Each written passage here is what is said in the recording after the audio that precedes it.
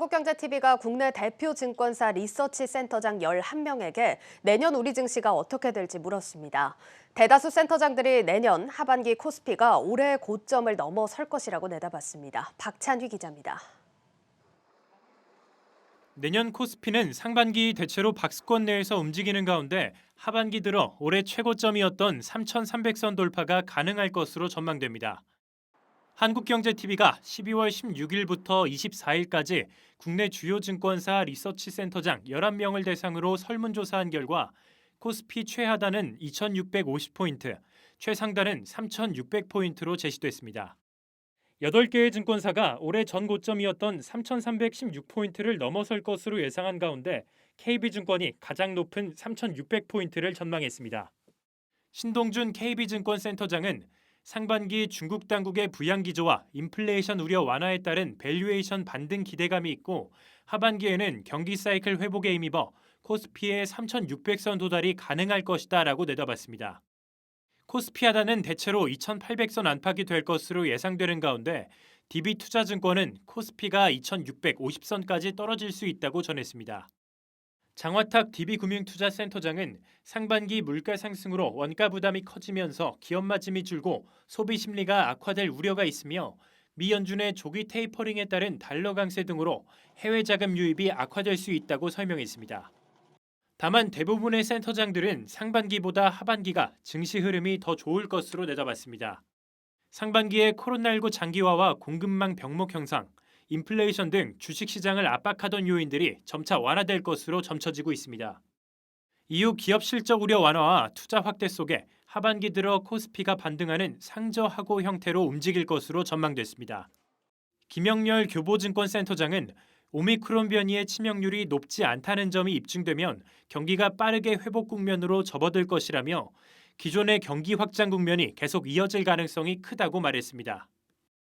올해 국내 증시에는 코로나 사태에 따른 변동성 장세 속에 지지부진한 흐름을 보였지만 내년에는 시장을 짓누르던 악재들이 하나둘 해소되면서 반등이 기대된다는 분석입니다. 한국경제TV 박찬유입니다. 네, 증시 전문가들은 내년 증시를 어떻게 전망하고 있는지 보다 자세한 이야기 증권부 박혜린 기자와 나눠보겠습니다. 예, 박 기자, 앞서서 박찬희 기자 리포트를 좀 한 줄로 좀 요약을 하자면 어쨌든 내년 증시가 올해보다는 좋다 이런 얘기 아닙니까? 네, 맞습니다. 이 상저하고냐, 상고하저냐, 즉 상반기에 저점을 찍고 하반기에 반등을 하느냐, 이와 반대의 결과가 나타나느냐에 대해선 이견이 있긴 합니다만, 보시다시피 내년 한 해 전반으로 보면 대다수의 센터장들이 코스피 지수 상단을 올해 최고점이었던 3,300포인트 위로 잡았습니다. 11개 증권사 센터장들이 제시한 지수 상단의 평균을 한번 내보니 상단은 3,370포인트, 하단 평균은 약 2,790포인트였습니다. 최근 코스피 지수는 3,000선에서 등락을 거듭을 하고 있죠. 현재 지수와 각사 센터장들이 제시한 평균치를 비교해보면 하단은 약 7%, 상단은 약 12% 열어둔 겁니다. 즉 내년에는 올해 연 고점을 넘어서긴 하겠지만 대체로 올해와 비슷한 이 박스권에서 형성될 것이라고 본 겁니다. 이건 평균치고 KB증권은 3,600포인트 제시하며 가장 우호적인 전망을 내놨습니다. 3,600포인트 된다면 너무 좋을 것 같은데 지금 이제 지수 상단 평균이 3,370포인트인데 좀 차이가 나거든요. 가능할까요? 네, 지난해 이맘때 증시를 한번 봤는데요. 지난해 말 증시가 가파르게 상승을 하자 삼성증권은 올해 시작과 동시에 코스피 상단 전망치를 기존 2,850선에서 3,300선으로 상향 조정했습니다. KB증권과 신한금융투자도 마찬가지로 지수 상단을 3,300까지 열어뒀는데 이때도 많은 분들이 과도하게 긍정적으로 보는 것 아니냐는 의견을 보였는데 올해 결국 3,300포인트 넘어섰죠. 그리고 사실 올 상반기 국내외 증권사들은 내년 코스피가 3,700선을 돌파할 수도 있을 것이라고 전망을 했습니다. 이와 한번 비교를 해보면 오히려 내년 상황을 지금은 조금 더 조심스럽게 전망한 것으로 평가해 볼 수 있습니다. 예, 좀 현실이 됐으면 좋겠습니다. 자, 그러면 앞서서 이제 시기의 차이가 있을 수 있다 이렇게 얘기를 해주긴 하셨지만 언제쯤 좀 상승세를 탈 것으로 예상이 되고 있습니까? 내년 증시에서 가장 큰 우려 요인으로 꼽히는 건 아무래도 높은 인플레이션과 이로 인한 금리 상승일 겁니다. 11명의 센터장 중 8명은 상반기보다는 하반기에 베팅을 했습니다.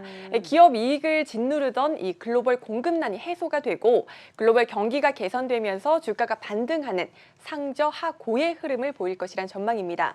즉 상반기에는 성장률 둔화와 인플레이션 압박에 증시가 눌릴 수는 있지만 하반기로 갈수록 점차 숨통이 트일 것이란 분석입니다. 예, 앞서 표에서 보셨지만 일단 상저하고 의견이 대다수인데 두 증권사가 상고하저 의견을 네. 냈습니다. 여기 시각도 궁금한데요. 네, SK증권은 내년 상반기 연준의 정책 불확실성이 해소가 되고 공급망 문제도 완화돼 긍정적일 것이라고 봤습니다. 예, 어제 뉴스앤마켓에서도 다뤘듯 이 주도주로 주요 센터장들이 반차 버스를 예, 짚었다고 반차 버스. 예, 말씀드렸죠. SK증권 이 버스에 주목을 했습니다. 국내 주요 기업들의 업황이 개선이 되고 특히 메타버스를 포함한 미래 트렌드에 대한 기대감이 상반기 코스피의 멀티플을 충분히 높일 수 있다고 본 겁니다. 예. 예, 반면 하반기에는 미국과 한국의 본격적인 금리 인상에 투심이 위축될 것이라고 예상을 했습니다.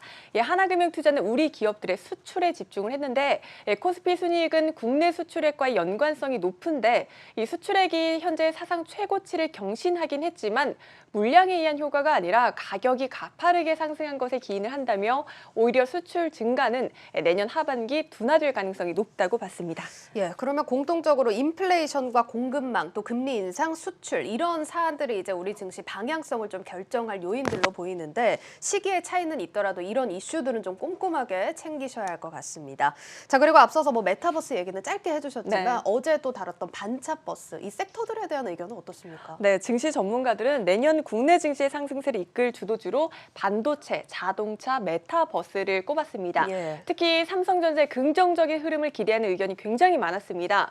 어떤 분이 어떤 의견을 내놨다 이렇게 얘기하는 것도 무의미할 정도로 공통적으로 내년도 반도체 업황이 본격 턴어라운드 할 것으로 점치면서 이 반도체 대장주인 삼성전자와 SK 하이닉스의 주가 흐름이 긍정적일 것이라고 봤습니다. 코스피 시장에는 더할 나위 없이 좋은 소식인데 그러면 코스닥에 대한 시각도 지금 궁금합니다. 사실 올해 주도 섹터 대부분이 또 코스닥 종목들이었기 때문에 네. 뭐 변동도 있겠지만 사실 기대감도 살아있는 것 같거든요. 네, 하지만 이 코스닥은 펀더멘털뿐 아니라 예. 수급에 민감해서 변동성이 크기 때문에 증권사들이 구체적인 지수 변동 밴드를 잘 제시하지는 않습니다. 예. SK증권은 앞서 메타버스에 대한 기대감을 갖고 있다고 말씀을 드렸었죠. 예. 이 IT와 메타버스, 친환경 섹터 등에 대한 기대감이 내년에도 유효할 것이라고 봤습니다. 예, 올 하반기 이 종목들이 급등하면서 현재 코스닥 시총 상위 종목 대거 차지하고 있는데 이들이 내년에도 긍정적인 흐름을 보이면서 시장 전반에 온기가 돌 것으로 예상을 했습니다.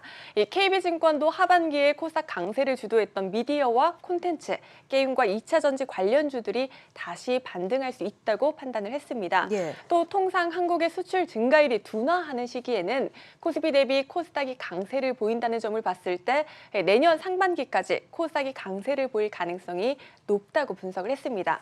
다만 이 코스닥 성장주에는 빨간불이 켜졌습니다.